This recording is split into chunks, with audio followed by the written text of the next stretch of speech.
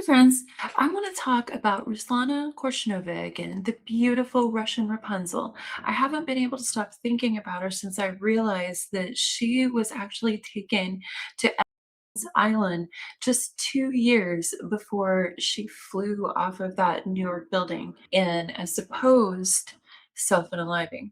Even though it's been quite some time, I keep digging into the information and seeing what more we can find. And I came across something that seems like it might confirm some of the things that her mother was saying after Ruslana's death. Now, for a recap, Ruslana was a very, very beautiful Kazakhstan born model. She was discovered when she was 15 by a model named Tatiana Chernigova, who is often mistakenly in English publications and Wikipedia reported to be named Debbie Jones. That is not correct. Due to her extremely long, beautiful hair, she quickly became known as the Russian Rapunzel. Ruslana's father had died when she was 5 years old, and her mother raised her and her older brother, Ruslan. Her mother was a manager at a cosmetics company, and her and Ruslana were very, very close. When Ruslana left for London for her first modeling job, being there with her agent was the first time she washed her hair by herself. Her mother had always done it for her before. Like I said before, after the release of the Epstein files, we discovered that 2 years before her death, Ruslana had been flown to Epstein Island.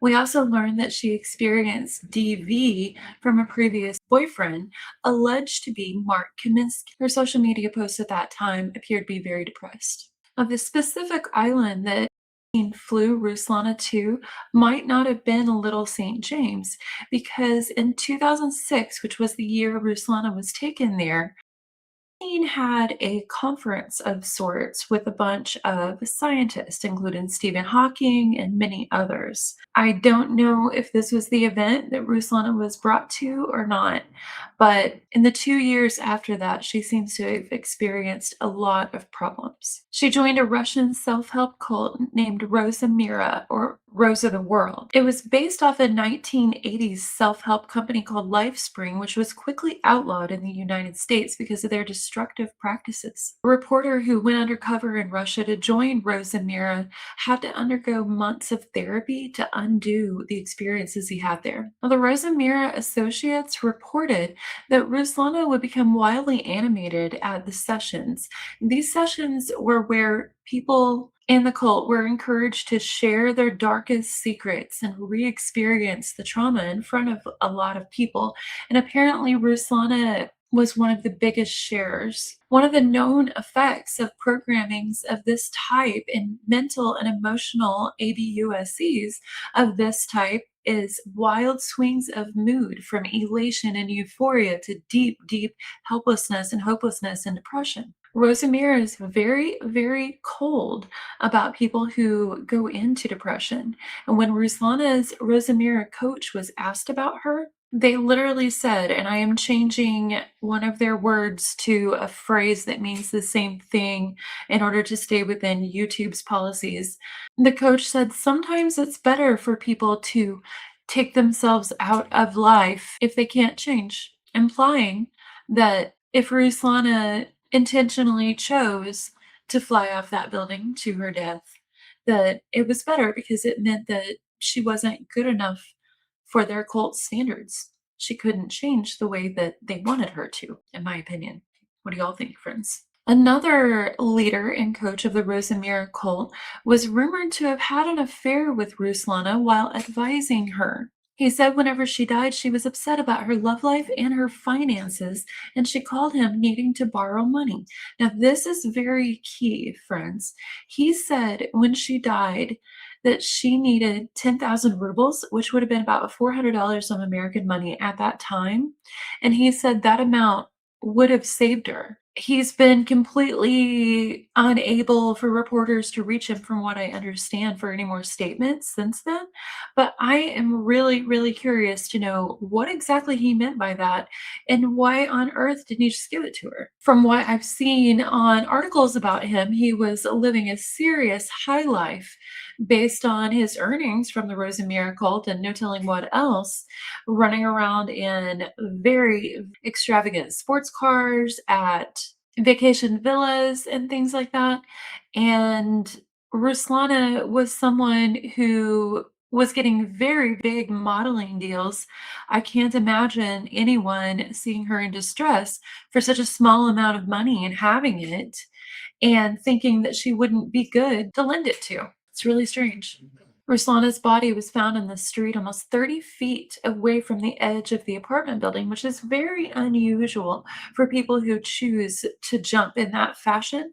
From what I understand and what I've studied, they normally land quite close to the building because it takes a lot of force to be able to run and jump that hard to actually fly away from the building by dozens of feet. She also would have had to leap over a balcony if she got a running start because the balcony come waist high and the netting which covered it due to construction had been cut. So either she cut it to jump or someone cut it to make it appear she did. But for her to really fly that far away, you would think she would have needed to get a running jump, leap over that balcony perfectly through the cut in the netting, and go 30 feet out from the building? It doesn't make sense to me, friends. Let me know what y'all think in the comments. Now, Ruslana's mother, Valentina Korshunova, never believed that Ruslana chose to unalive. She always believed that Ruslana was murdered by dark forces in the modeling industry,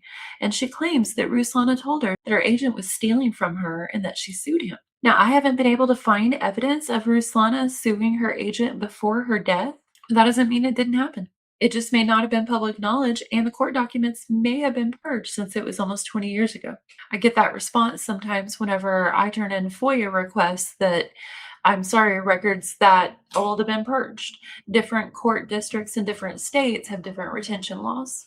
Now, however, in Jeffrey emails, I found where Ramsey Elkoli told Epstein on October 28th, 2009, that he'd been having legal documents notarized all day for the settlement of Ruslana's estate. That set me on a search where I found this. This is dated 2012, January 4th, 2012. And it says, in the matter of the accounting of Ramsey Elkoli as administrator of the estate of Ruslana Korshunova, deceased. It says the former administrator of the estate of Ruslana Korshunova has accounted for his proceedings during the approximately 1 year period in which he served as fiduciary. The two co-administrators have filed objections. Decedent, a fashion model born in the Soviet Union, died intestate on June 28th, 2008, survived by her mother, a resident of Kazakhstan, and leaving an estate of approximately $500,000. On July 3rd, 2008, petitioner, who had been the decedent's modeling agent, was appointed administrator as the mother's designee. Within a few months, however, petitioner and the mother had become embroiled in litigation in this court, she seeking his removal and an accounting on allegations of incompetence and malfeasance, he accusing her of defaming him in the modeling community in which he made his living. By September 2009, the parties appeared to reach some accord. Thus, pursuant to the parties' stipulation, the mother discontinued her proceeding against petitioner. It soon became clear, however, that the discord between the petitioner and the mother had not abated, as evidenced by the objections filed by her and her co-fiduciary. First, objections A, B, and C that legal fees paid some 89,000 and unpaid some 54,000 for pre-accounting services and some 134,000 for the services on the accounting are excessive. Second objection, that the petitioner should not receive commissions in the amount claimed, a total of approximately 30,000. And third, that the petitioner is not entitled to reimbursement for his advances made to the estate to defray estate expenses. And fourth, the petitioner should be surcharged for his acts, omissions, and transactions as administrator. I skipped a few pages here where of things that aren't super relevant and get pretty dry, but it's mentioned here that Ruslana had funds in a Paris bank account. It says it's further noted that amended account claims commissions on decedent's funds in a Paris bank account, which petitioner undisputedly attempted without success to marshal. Remember, petitioner is Ramsey Elkoli. He attempted to take control of her Paris bank account. In Schedule J, petitioner suggests that he should be allowed to use commissions on the fund. Yeah, Ruslana had told her mom that this guy was stealing from her before her death, and he tried to take all her money after her death too. And it appears the court allowed him to siphon off a lot of it with insane fees that took almost all of her estate money. The kind of fees he's charging remind me of the kind of fees Jeffrey Epstein was charging people. Now, it says that there was a final hearing, but I couldn't find any documentation on that. But overall, what I can't understand is if Ruslana died with an estate of over $500,000, why was she desperately trying to get $400? And some people might assume maybe that there was a DU or G problem. There was never any of that reported from Ruslana, from any of her friends or people that she hung around, even the people who distracted her after her death never said that. However, if that was possibility, it seems like that would have been found in the autopsy, and they found no substances in her body that would indicate alcohol use in her autopsy. And we're also assuming that this guy is telling the truth, not because he's trustworthy or anything like that. The reason why I think this particular thing might be true is because other people who were in her life mentioned that she was complaining about having money problems, about the industry and management people stealing from her and withholding her funds. So to me, it makes it very worth asking why, at the end of her life, with an estate of over $500,000 held in multiple accounts around the world, why was she so desperately trying to get $400 in American money, 10,000 rubles? He said it would have saved her. I wonder if the answer is still out there, friends. Now, this German article, published not long after Ruslana's death, has a lot of really interesting information that I wasn't able to find in very many English sources. I've got it translated from German here. And it mentions Ruslana's manager and his odd behavior during Ruslana's mother's visit to the apartment immediately after her death. Right here it says, a week and a half after Ruslana's death, the balcony doors open again. The traffic is so loud that conversation is almost impossible.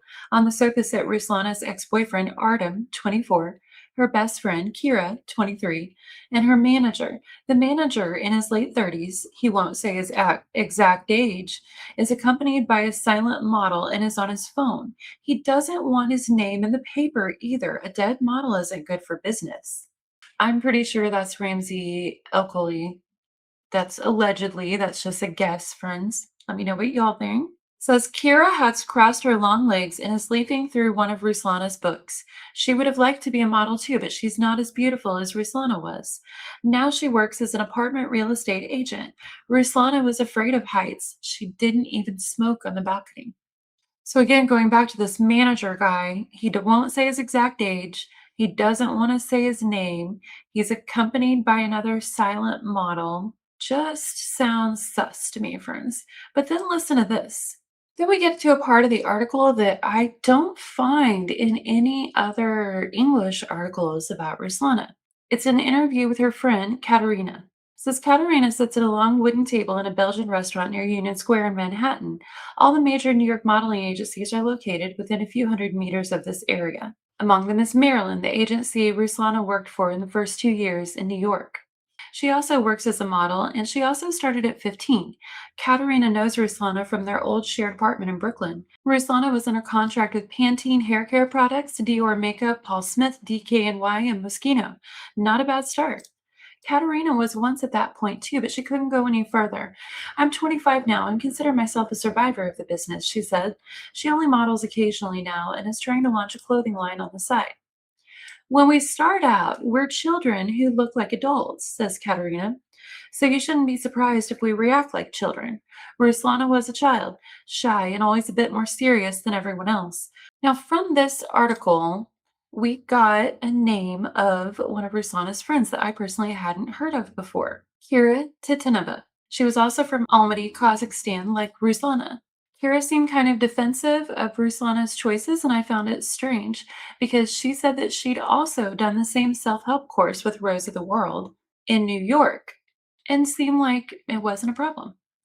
I searched Kira's name in Jeff Epstein's emails and found something horrifying, and that was that in 2007, Epstein began emailing with her and arranged for her to be flown from Kazakhstan to New York. And also, at one point, he arranged for her to fly to Moscow. She continued emailing him several years. The contact continued, and it struck me as a really interesting coincidence given that we know Ruslana was also flown to one of his islands. Knowing that Ed was flying around Ruslana and one of her friends majorly increases my suspicion that Ruslana was a victim of.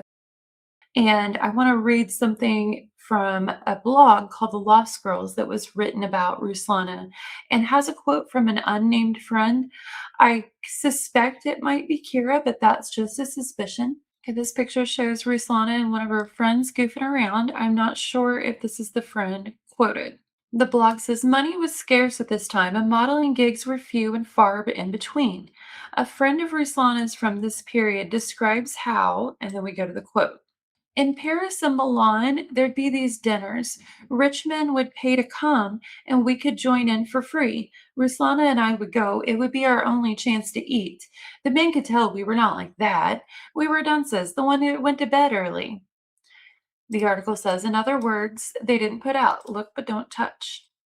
Now, considering that her friends would have given these interviews and quotes, most likely knowing that Ruslana's mother and family would read them, I feel like there is a strong chance that they whitewashed the information a bit to make it more palatable and not reflect badly on Ruslana, which it would not have reflected badly on Ruslana anyway. They were children being put in these situations, and if anything did happen, they were being victimized.